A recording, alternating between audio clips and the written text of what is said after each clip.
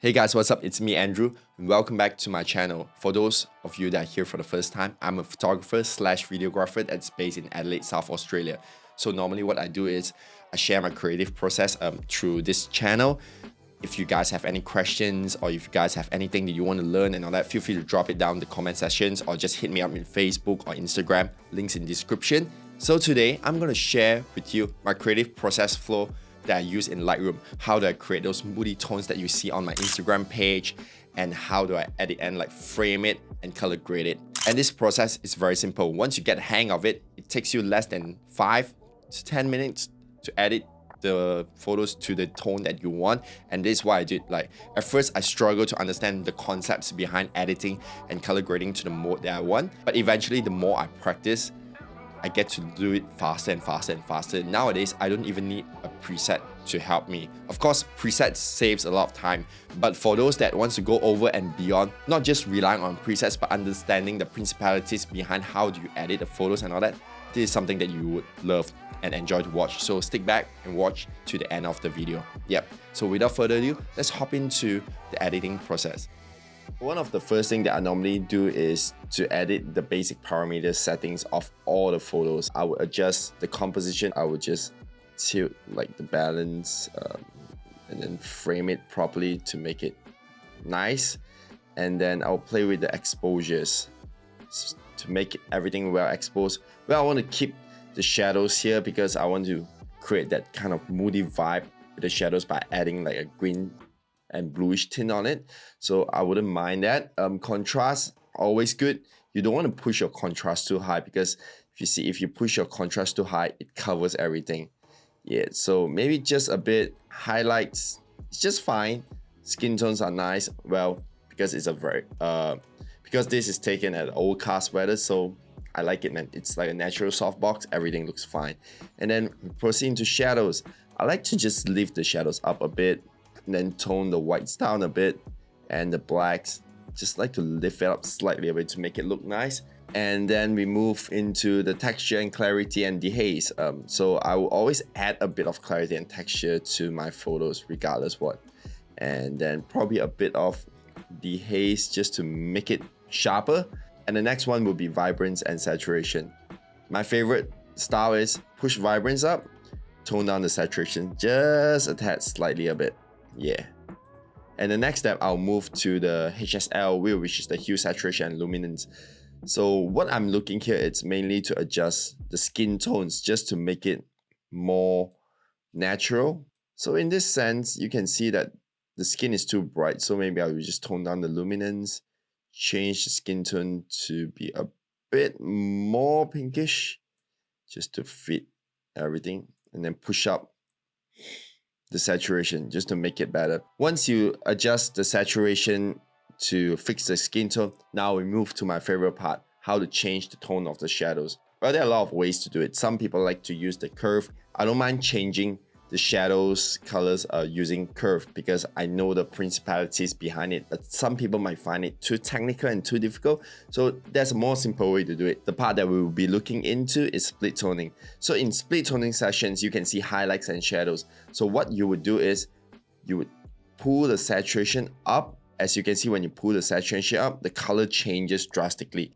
The next step is to figure out like what kind of color do you want on your shadow. Maybe like a tealish green. Yeah, this is the tone that I like. Doing this, you would see that the overall picture, it's very heavily like saturated with just the teal color. If you look at this balance slider, it balances the highlights and shadows proportion.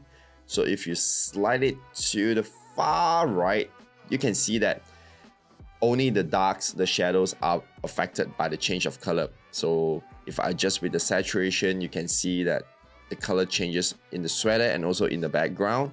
You just need to adjust it to the right amount, and that will be it. And the next step, like I don't like the blue colors on the jeans because it just doesn't match up together. So I want to make everything more unified towards the tone that I want. So I go back to the HSL wheel, and then I'll just change the blue color to a slight teal color, and I'll pull the saturation down slightly brighter now with the luminance so that it pops a bit, gives more texture, And then maybe I would go back to this part to adjust the skin tones to make it like brighter. And boom, look, such a huge difference already. But I want to add more dramatic feelings into it. So what do? I go back to the curve, yeah. So just make a tiny S just to boost up like the contrast and separation behind it. And then on top, I like to just pull this down a bit to give it an off-white feeling so it's not like full blast white color. And then I will anchor this part here and just push this slightly up.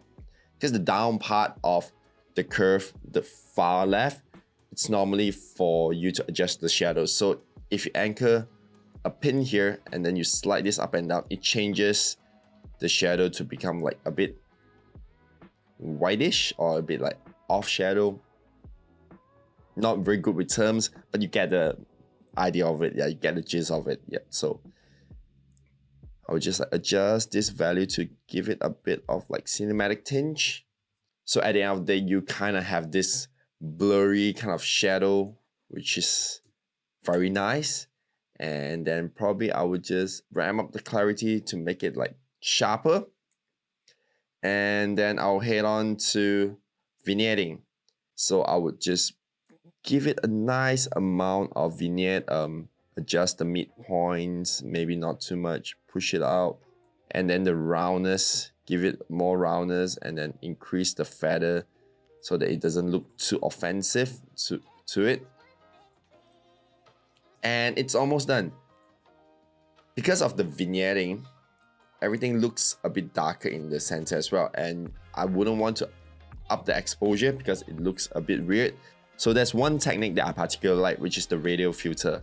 What you do is it selects the subject in the radial scope and then you can adjust anything within it. So if I hover this on top, you can see that the red color part is already masked. So you can adjust the brightness in and out from this part, yeah. So what I would do is I would just slightly tweak this ever slightly up. From this perspective, you can see that the light beams down from the back, not much from the front. So you want to just mimic that ever slightly, just to adjust it here. You just point it down slightly a bit. Yeah, just raise it down, give it a bit more contrast, lighten the shadows a bit.